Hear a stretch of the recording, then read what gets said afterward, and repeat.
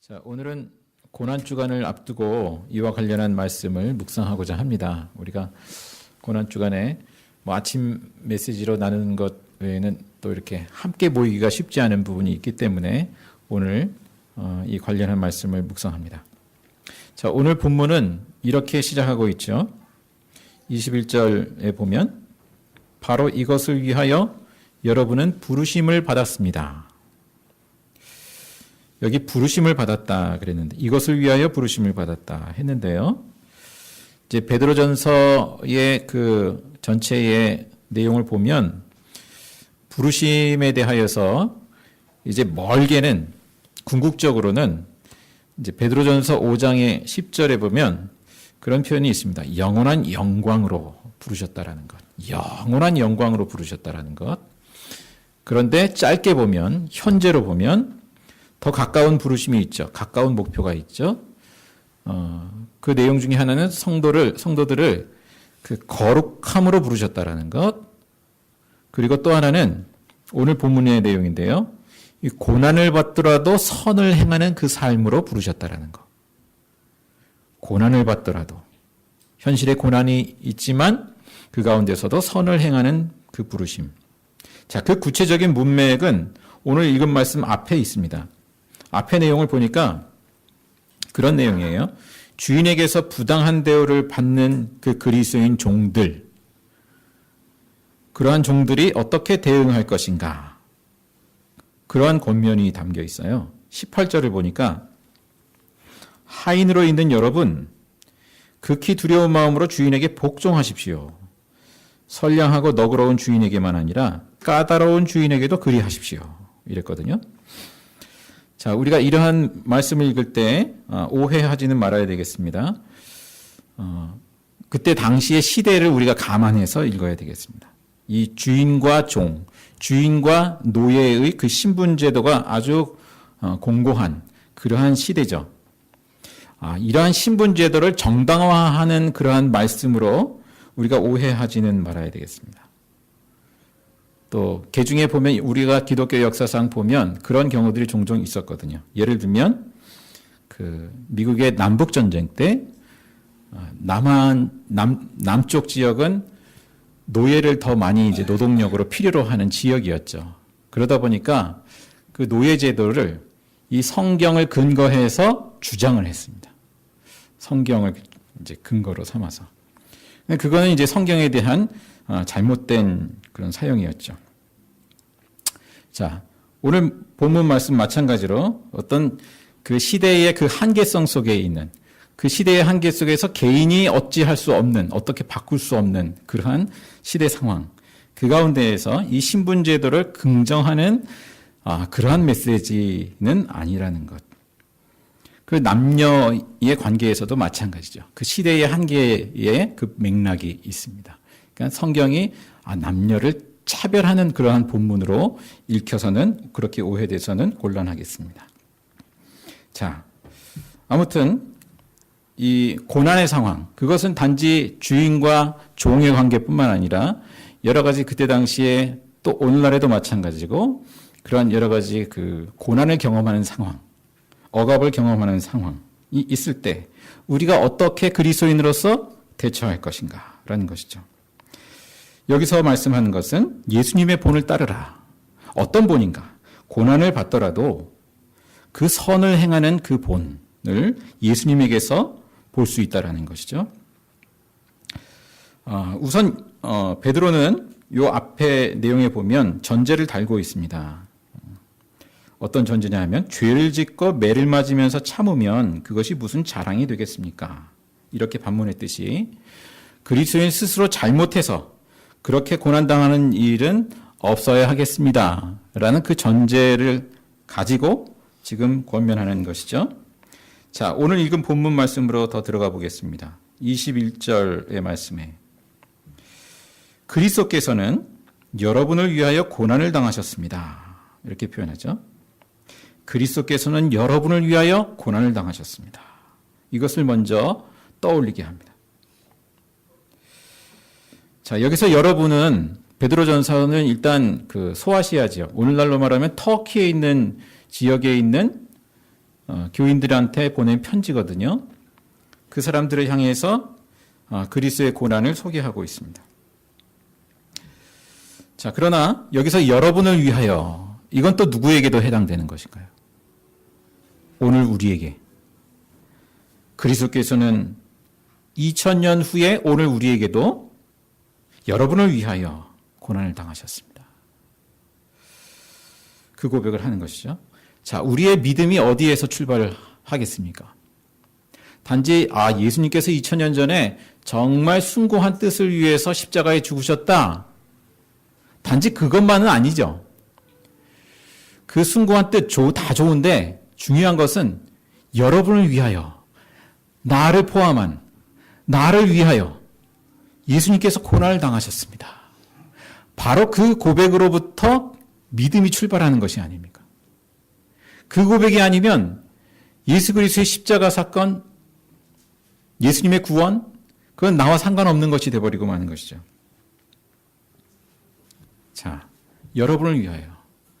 물론 우리가 예수님이 십자가에서 죽으신 것은 오직 나를 위하여 개인적인 차원에서만 적용할 것은 아니지만, 그러나 우리의 믿음의 출발 지점은 적어도 예수님의 그 2000년 전의 십자가 사건이 바로 나를 위한 사건이다 라는 그 믿음의 고백, 그 고백으로부터 기독교 신앙은 시작됩니다. 그 매우 중요한 고백이죠. 자, 특별히 이 예수님의 고난을 생각해 보십시오. 무슨 고난인가? 그것은 의로운 나를 위한 고난이 아니라 죄인된 나를 위한 고난이라는 점에서 더욱 예수님의 그 고난이 본이 되셨다라는 것입니다. 예수님이 나를 위해서 죽으셨어요. 고난당하셨어요. 죄인된 나를 위해서. 24절에 보니까 그런 표현을 하죠. 그는 우리 죄를 자기의 몸에 몸소 지시고서 나무에 달리셨습니다. 우리 죄를 몸소 지셨습니다. 자, 이 고백이 우리 안에 살아 있습니까? 그때 비로소 살아있는 신앙이 되는 것이죠. 자, 그 다음 우리를 위해서 그렇게 고난을 당하셨을 뿐만 아니라 예수님께서는 우리에게 본을 보여주시는 것이다 라는 것이죠. 예수님께서 내가 곧 길이요 진리요 생명이라 말씀하듯이 예수님이 가신 그 길은 우리를 위한 것일 뿐만 아니라 우리로 하여금 걸어가게 하시는 길이구나. 그 길을 제시하는 것이죠. 21절 하반절에 여러분이 자기의 발자취를 따르게 하시려고 여러분에게 본을 남겨 놓으셨습니다. 자, 그 본의 좀 더 구체적인 내용을 22절, 23절에서 좀 더 구체적으로 전해주고 있습니다. 22절의 말씀, 그는 죄를 지으신 일이 없고 그의 입에서는 아무런 거짓도 찾아볼 수 없었습니다. 그러니까 예수님은 죄가 없으신 분이라는 표현이죠.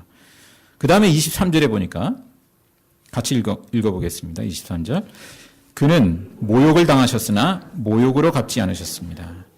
고난을 당하셨으나 위협하지 않으시고 정의롭게 심판하신 이에게 다 맡기셨습니다. 자, 예수님은 자신을 모욕하는 사람에게 같이 모욕으로 맞대응하지 않으셨다.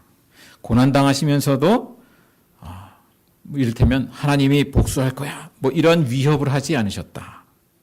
오히려 어떻습니까? 십자가에 못 박히셨을 때 아버지, 저 사람들을 용서해 주십시오. 저 사람들이 자기네가 무슨 일을 하는지 알지 못합니다. 그러한 기도를 하시죠. 자, 이 예수님의 본을 지금 로마 제국 하에서 정말 소수자입니다. 그리스도인들은 소수자입니다.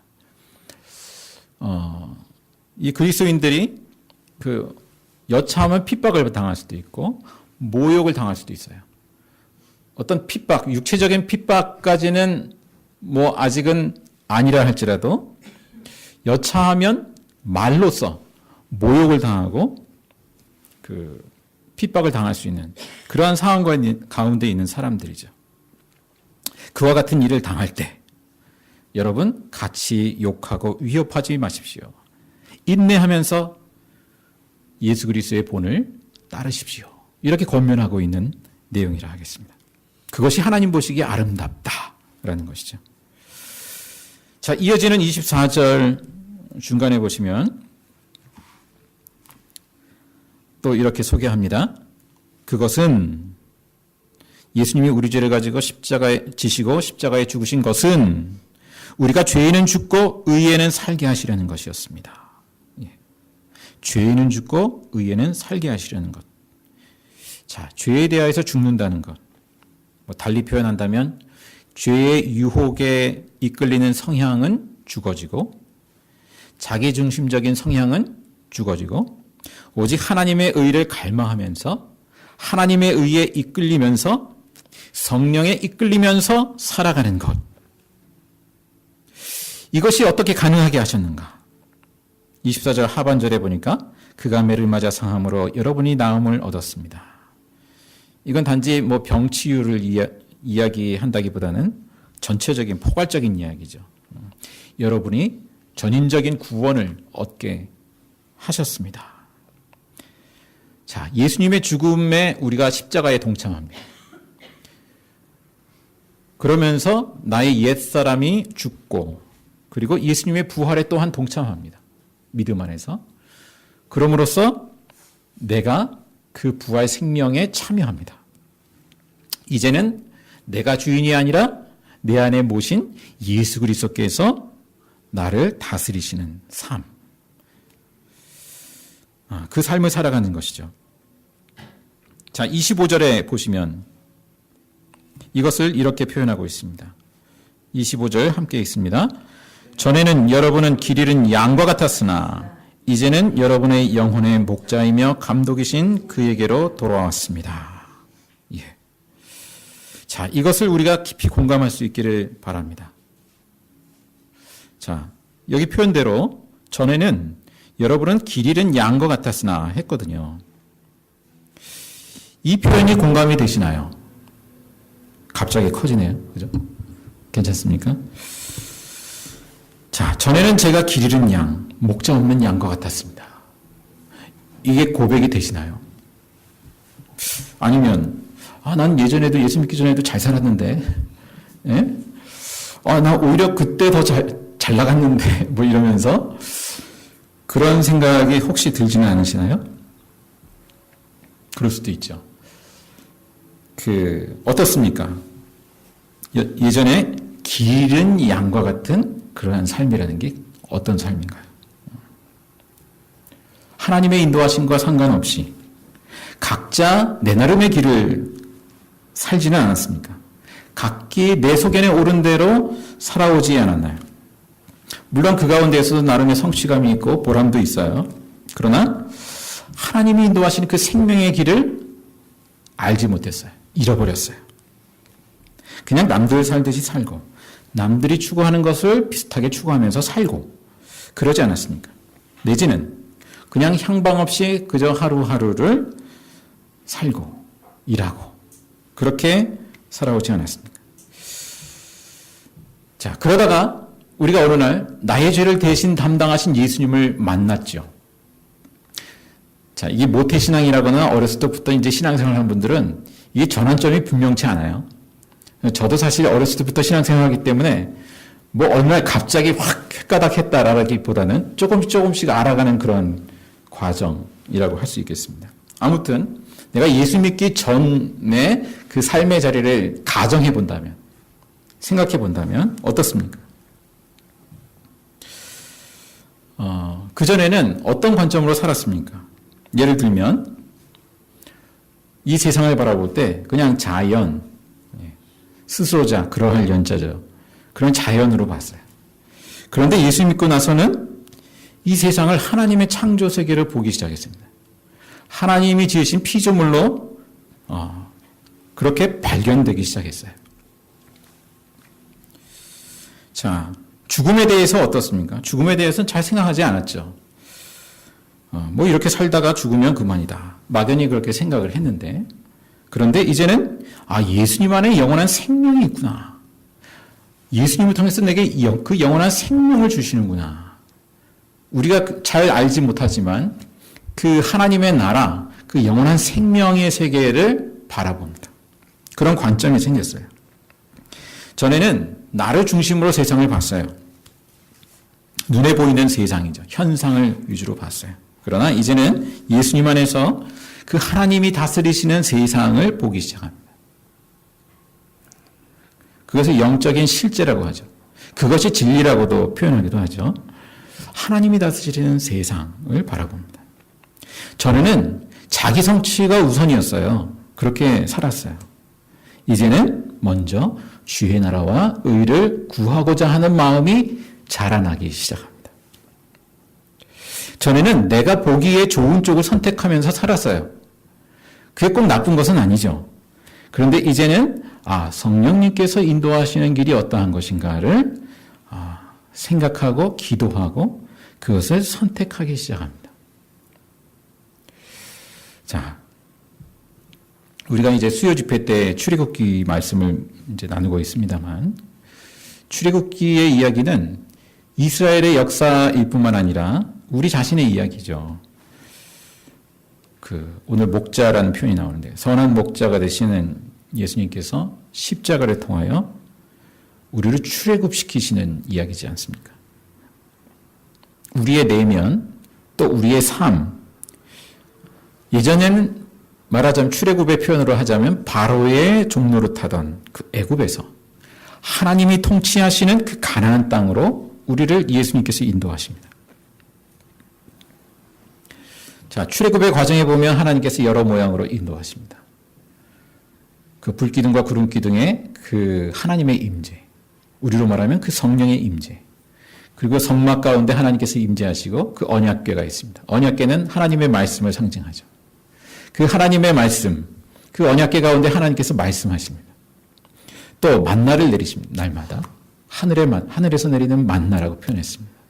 그 만나는 그 생명의 양식, 우리가 성찬에도 그렇게 고백하듯이 생명의 양식을 표현하죠. 하나님께서 우리에게 주시는 말씀, 예수님께서 말씀하셨듯이 너희가 떡으로만 살 것이 아니라 하나님의 말씀으로 살아야 할 것이다. 그 하나님께서 주시는 그 생명의 만나, 그 하나님의 말씀으로 살도록 우리를 부르셨고 인도하셨고 이끄십니다. 그러나 어떻습니까? 이스라엘 백성들 불순종과 그 애굽으로 돌아가고자 하는 그러한 모습, 그 애굽에서의 그 종로를 타던 삶의 습성, 그것이 금방 벗겨지지 않죠. 하나님의 백성다운 백성으로 세워져 가는 데 있어서 많은 시간이 걸립니다. 그 가나안에 이르기까지.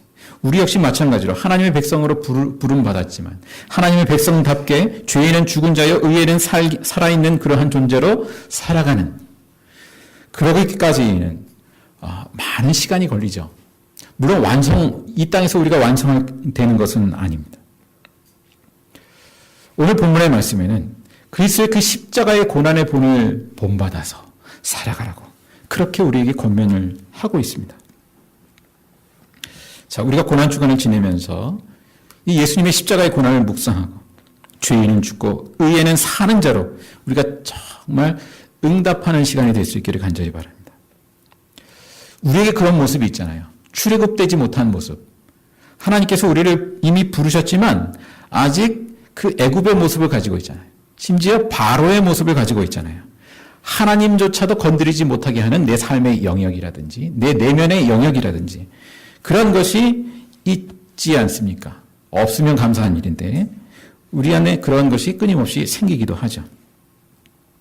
그러한 것들이 낮아지는 그러한 시간. 마태복음 6장에 예수님께서 그런 말씀을 하시죠. 아무도 두 주인을 섬기지 못한다. 하나님과 재물을 함께 섬길 수 없다. 그러지 않습니까? 이거 다른 데도 다 적용이 되리라고 생각이 됩니다. 하나님과 명예를, 하나님과 권력을, 하나님과 내 자존심을, 나의 어떤 영역을 겸하여 섬길 수 없다. 오직 하나님만을 섬기도록 그렇게 우리를 부르셨습니다. 자, 근데 이게 참 헷갈리는 것 같아요. 자기 자신을 우리가 잘 못 보지 않습니까? 내가 하나님을 섬긴다고 생각하는데 알고 봤더니 내가 다른 것을 섬기고 있더라. 이런 것을 발견할 때가 있단 말이죠. 목사로 말하면 내가 예수님을 섬긴다고 생각하는데 내가 그 교회를 섬기고 있더라. 그게 잘못된 것인가? 근데 예수님과 상관없이 뭔가 이 교회의 다른 어떤 이 가시적인 이런 것을 쫓고 있더라. 뭐 이런 것이 될 수도 있겠죠. 자, 내가 하나님을 섬기는가? 그 관건이 어디에 있다고 생각이 되시나요?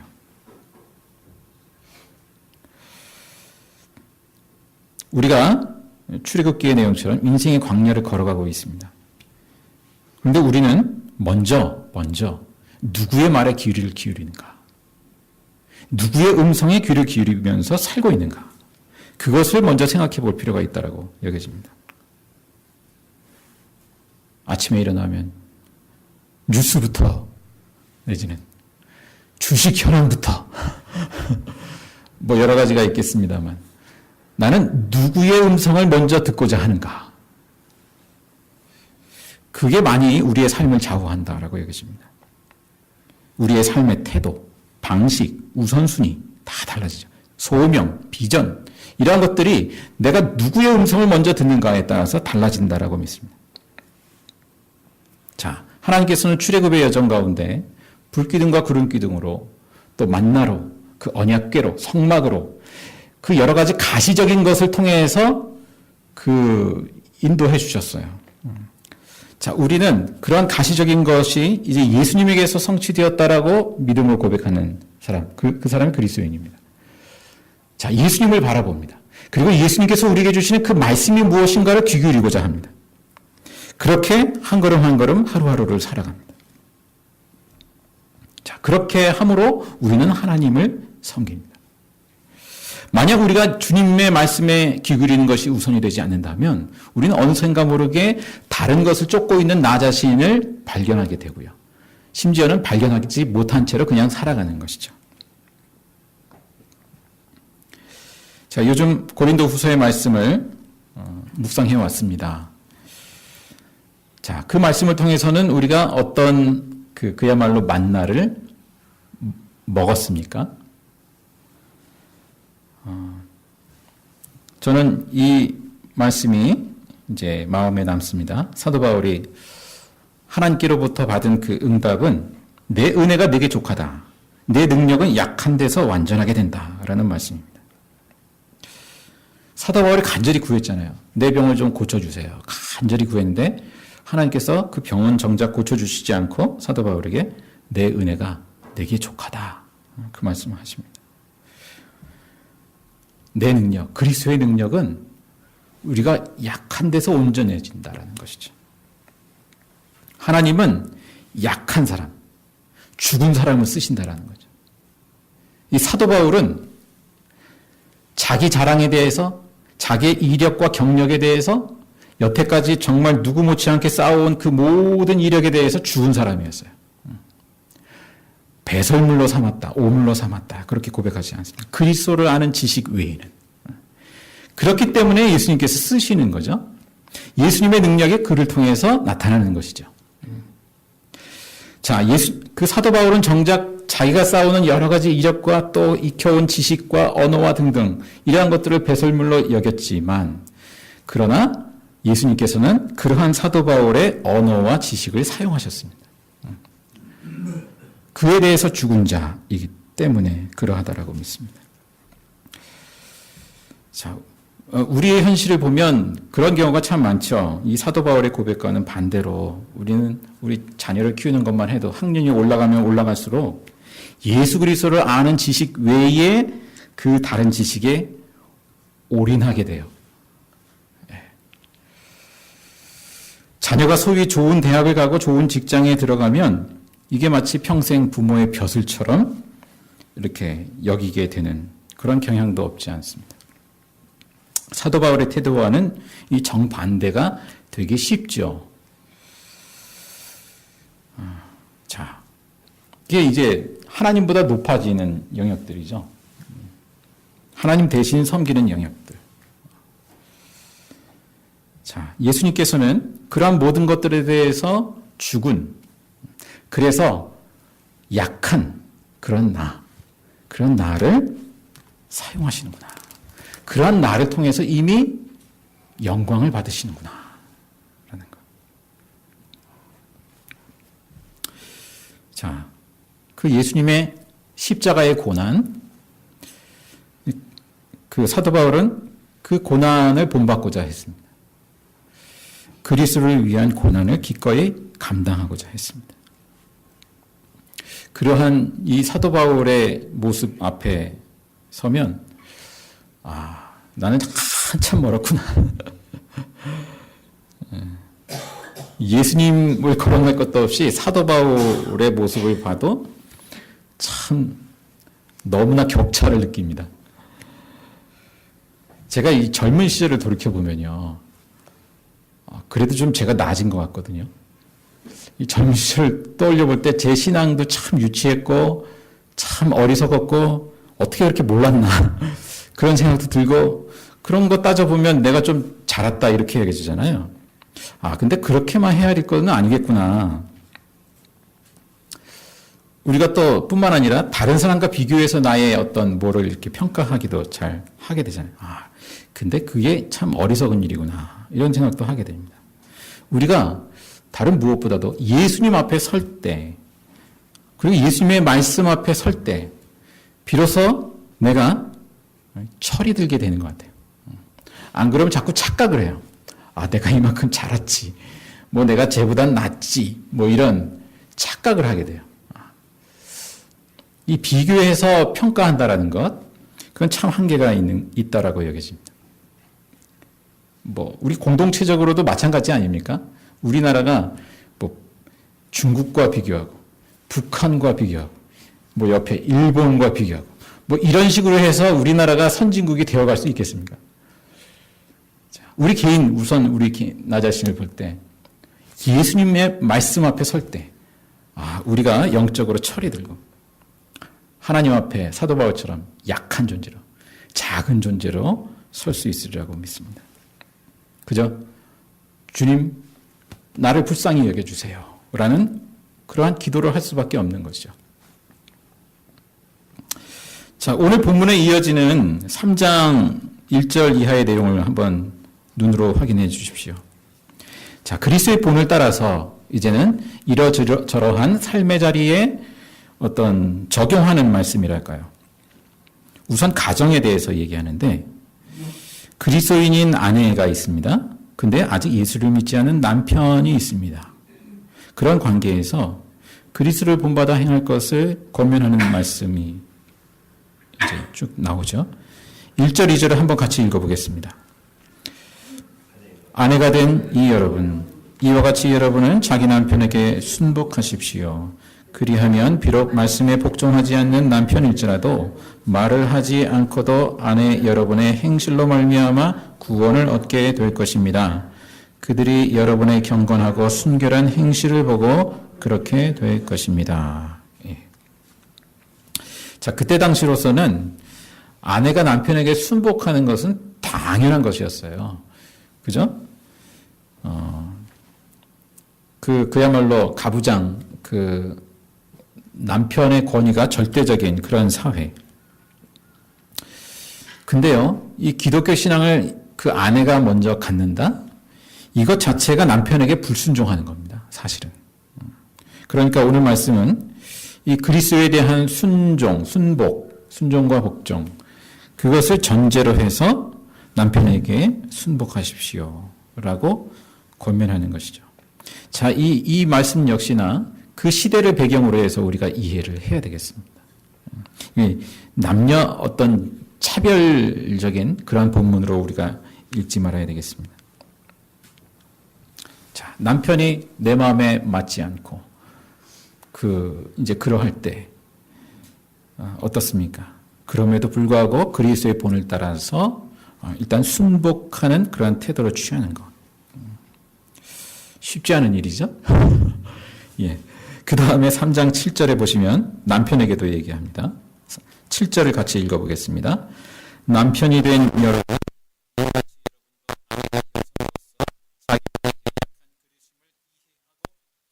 살아야 합니다. 그리고 생명의 은혜를 함께 상속받은 사람으로 알고 존중하십시오.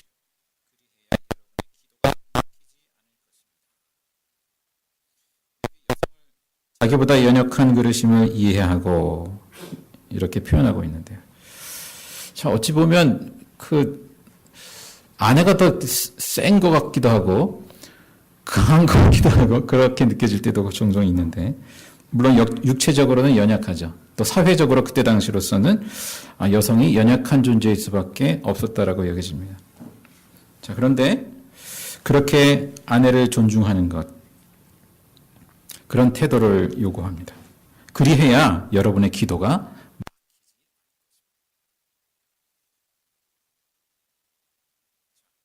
내용, 베드로전서의 내용을 보면 이제 가정을 넘어서 사회, 세상 안에서 이 고난에 처할 때, 모욕을 당할 때 어떻게 대처할 것인지, 그리스도의 본을 따르는 것이 복이다. 그 말씀을 하고 있는데요. 대표적인 두 개의 말씀을 우리가 읽겠습니다. 3장 14절입니다. 3장 14절 시작. 그러나 정의를 위하여 고난을 받으면 여러분은 복이 있습니다. 그들의 위협을 무서워하지 말며 흔들리지 마십시오. 그 다음 4장 14절입니다. 4장 14절 시작. 여러분이 그리스도의 이름으로 모욕을 당하면 복이 있습니다. 영광의 영, 곧 하나님의 영이 여러분 위에 머물러 계시기 때문입니다. 예. 자, 그리스도를 따라서 고난받는 것이 복이다 했습니다. 자, 마지막으로 베드로전서의 말씀은 이 고난에 처한 성도들을 향해서 이제 소망 가득한 말씀으로 격려하면서 말씀을 맺는데요. 5장 10절의 말씀입니다. 5장 10절의 말씀을 함께 읽으면서 말씀을 맺겠습니다.